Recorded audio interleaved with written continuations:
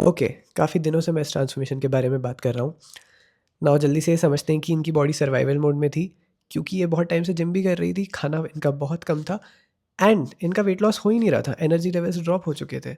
Now let's say हमने first चीज़ क्या करी, first thing was awareness building activity, यानी कि हमने हफ्ते भर ट्रैक किया कि इनका खाना, सोना, उठना, एक्टिविटी लेवल्स का पैटर्न क्या है। एक्टिविटी लेवल्स अच्छे हैं, she is a travel content creator, जाओ इनका कंटेंट देखो।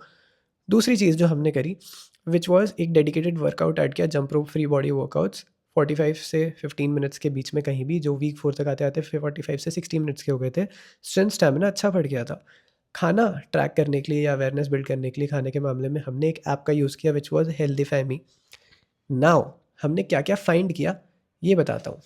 पहली प्रॉब्लम जो हमें पता चली वाज़ इनका रिक्वायरमेंट इज़ 16 टू 1800 और ये खा रही थी 900 से 1000 कैलोरीज़। दूसरी प्रॉब्लम, क्योंकि ये इतना कम खा रही थी, इनका प्रोटीन इंटेक भी बहुत कम था, विच मीन्स कि इनका मसल सटाइटी एकदम कम है। मसल अपने आप को बर्न कर रहे होंगे in the process of working out या trying to lose fat, and body fat hold करके रख रही है। तीसरी प्रॉब्लम, इसकी मील की फ्रीक्वेंसी इनकी इतनी कम थी which is 2, which is bare minimum to be called as plural. Now third या फोर्थ प्रॉब्लम वॉज कि जो सेकेंड मील होती है इनकी which is directly dinner after breakfast, इस सोने के जस्ट पहले, जिसका मतलब होता है कि इनकी जो बॉडी है वो रिकवरी कर ही नहीं पा रही है, क्योंकि रात में सोते टाइम इनका blood flow most of the time पेट में होता है खाना पचाने के लिए। अगेन अब इसको टारगेट कैसे किया हमने। फर्स्ट चेंज जो हमने किया था वो तो वर्कआउट ऐड किया था। सेकंड चेंज जो हमने किया वो है इनकी मील की फ्रीक्वेंसी बढ़ा दी, 2 से हम 4 पे ले गए। 4 मील्स में हमने 3 घंटे का गैप रखा और गैप में ये सिर्फ पानी पी सकती है। पानी के बहुत सारे फंक्शंस होते हैं, सिर्फ भूख दबाने के लिए पानी को नहीं पिया जाता है, भूख बढ़ाने के लिए भी पिया जा सकता है, हाइड्रेटिंग भी होता है एंड बहुत सारे हार्मोनल बेनिफिट्स होते हैं जब आप सही टाइम पे पानी को पीते हो या मील्स के बीच में सही टाइम पे पानी को रखते हो।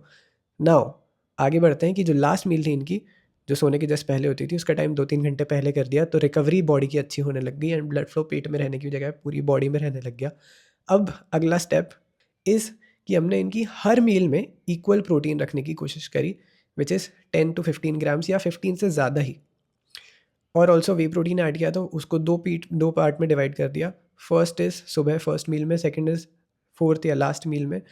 दो बेस्ट टाइम मुझे लगते हैं, क्योंकि सबसे पहले बॉडी जो भी खाती है वो अच्छे से अब्जॉर्ब करती है एंड रात में जो भी खाती है वो through out the night release हो रहा होता है या आधी रात तक रिलीज़ हो रहा होता है। तो प्रोटीन अगर रिलीज़ हो बॉडी में, जितनी देर प्रोटीन रहता है बॉडी बहुत अच्छे से उसको रिस्पॉन्ड करती है, मसल रिकवरी और रीबिल्ड करने में बाकी के प्रोटीन के जो फंक्शन होते हैं उसमें हेल्प करती है। एंड बीच में भी 2 मील में हमने इक्वल प्रोटीन रखा है तो थ्रू आउट द डे भी प्रोटीन बहुत हेल्प करता है, क्योंकि प्रोटीन के बाकी सुपरविजन वाले फंक्शन भी होते हैं बॉडी में और हॉर्मोन्स पे, बॉडी नहीं बॉडी। नाउ सेकंड वीक में तो हम 1400-1500 कैलोरीज खा रहे थे, ज़्यादा खाना डिफिकल्ट था, हमने कैलोरीज बढ़ाई है, ऑब्वियसली नंबर ऑफ मील्स बढ़ाई है तो कैलोरीज भी बढ़ेगी। आगे बढ़ते हैं, थर्ड एंड फोर्थ वीक तक इजीली 16-17-1800 के ऊपर हमारी कैलोरीज जा रही थी। एंड अगली चीज़ जो बॉडी में होती है वो बॉडी अपने कोर्टिसोल लेवल्स को ड्रॉप कर देती है। पता है क्यों? क्योंकि बॉडी को अच्छी खासी कैलोरीज मिल रही है और प्रोटीन मिल रहा है, जिसका मतलब है बॉडी को लगता है वो सेफ एनवायरनमेंट में आ गए हैं और ये भुखमरी से हमें मारने नहीं वाली, जिसकी वजह से बॉडी का थायराइड फंक्शन या मेटाबॉलिक फंक्शन वापस रीसेट हो जाता है। विच मीन्स कि बॉडी जिसने अडॉप्ट कर लिया था कम कैलोरीज पे फंक्शन करने के लिए, वो वापस कैलोरी बर्निंग बढ़ा देती है अपनी नॉर्मल लेवल पे। दूसरी चीज़ जो होती है, क्योंकि मसल्स को प्रोटीन मिल रहा है, मसल की सटाइटी बढ़ती है, प्रोटीन मिलने से मसल का साइज़ नॉर्मल हो जाता है, जो मसल का साइज़ छोटा हो गया था, एंड मसल भी एनर्जी बर्न करना चालू करता है ज़्यादा।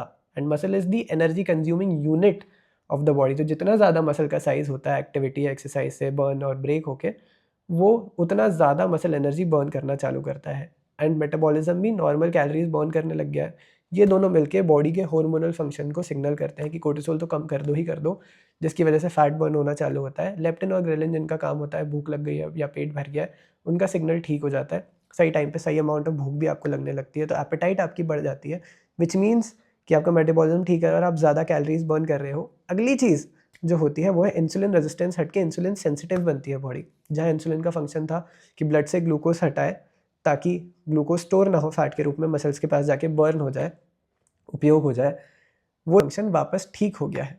जो पहले इंसुलिन रेजिस्टेंस था और ग्लूकोज ब्लड में ही रह के फैट में स्टोर होने लग गया था, ऑर्गन्स के बीच में विसरल फैट बन के पेट या बेली निकल रही थी, एग्जैक्टली वो बेली इनकी गायब हो गई, फैट बर्न हो गया, इनका ट्रांसफॉर्मेशन हो गया।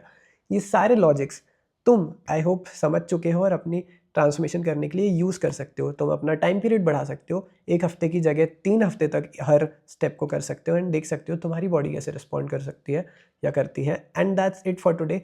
बहुत लेट हो गया। मेरा चैलेंज है कि मुझे हर दिन एक बड़ा वीडियो डालना है। इसी वीडियो को अच्छे से बना के मैं फिर अपलोड कर दूंगा, बट तब तक के लिए I will see you in the next one.